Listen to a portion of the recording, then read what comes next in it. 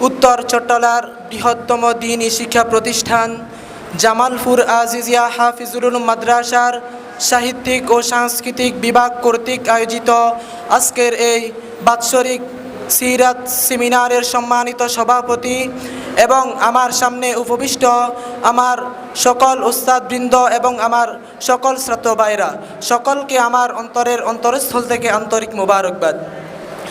রসুল আকরাম সাল্লাল্লাহু আলাইহি ওয়াসাল্লামের সিরত নিয়ে যদি আমরা আলোচনা করি, রসুল আকরাম সাল্লাল্লাহু আলাইহি ওয়াসাল্লামের সিরতের দুইটা দিক আমাদের সামনে উঠে আসে।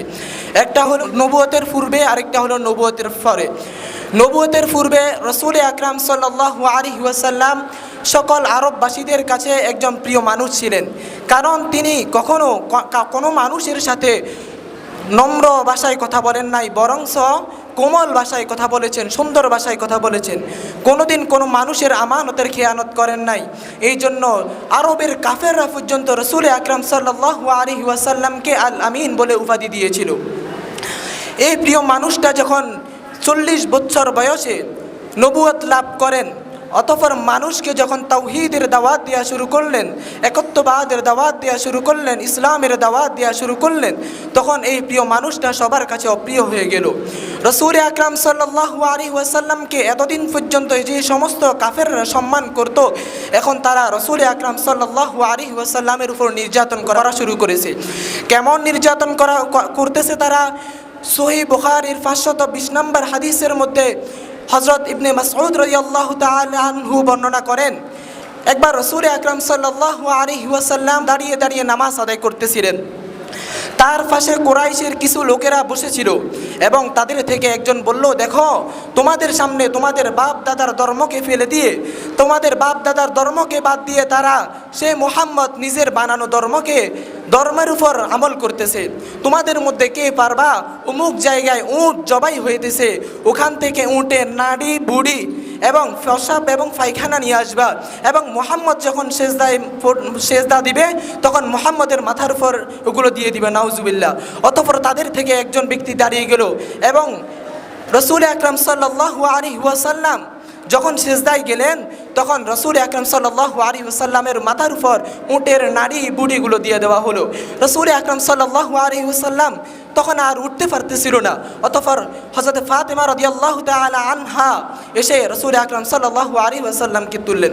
শুধু রসুল আকরাম সাল্লাল্লাহু আলাইহি ওয়াসাল্লামকে কষ্ট দেওয়া হয়েছিল তাই নয়, যারা রসুলের সুন্নত, রসুল সাল্লাল্লাহু আলাইহি ওয়াসাল্লামের দেওয়া দাওয়াতকে কবুল করেছে, তাদের উপরও নির্যাতন করা হয়েছে।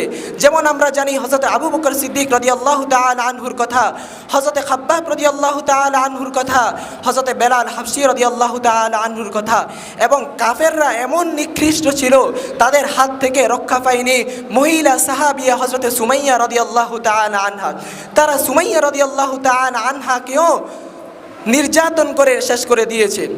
শুধু তাই নয়, রসুল আকরাম সাল্লাল্লাহু আলাইহি ওয়াসাল্লামকে যারা সাপোর্ট করত, রসুল সাল্লাল্লাহু আলাইহি ওয়াসাল্লামের চাচা আবু তালেব, তার কাছে কয়েকবার পর্যন্ত কাফেররা এসে তারা রসুল আকরাম সাল্লাল্লাহু আলাইহি ওয়াসাল্লামকে দ্বীনের দাওয়াত বন্ধ করে দেওয়ার জন্য চাপ দিয়েছেন। কিন্তু এই যে রসুল সাল্লাল্লাহু আলাইহি ওয়াসাল্লাম, তাকে এত কষ্ট দেওয়া হয়েছে, তার সাহাবায়ে কেরামদেরকে এত কষ্ট দেওয়া হয়েছে, কিন্তু রসুল আকরাম সাল্লাল্লাহু আলাইহি ওয়াসাল্লাম কেমন মানুষ ছিলেন, কিন্তু কোনো মানুষের উপর কোনো কাফেরদের উপর বদদোয়া করেন নাই।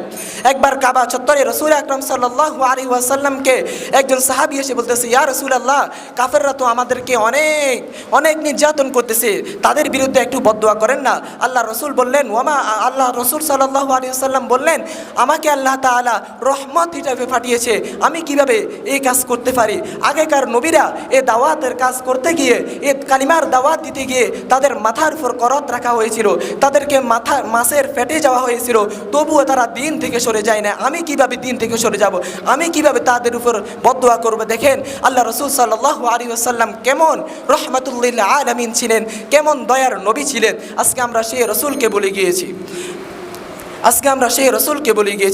আল্লাহ তাআলা আমাদের সকলকে রসুল আকরাম সাল্লাল্লাহু আলাইহি ওয়াসাল্লামের সুন্নত অনুযায়ী, রসুল আকরাম সাল্লাল্লাহু আলাইহি ওয়াসাল্লামের সিরত অনুযায়ী আমল করার তৌফিক দান করুক। ওয়া আখিরু দাওয়ানা আলহামদুলিল্লাহি রাব্বিল আলামিন।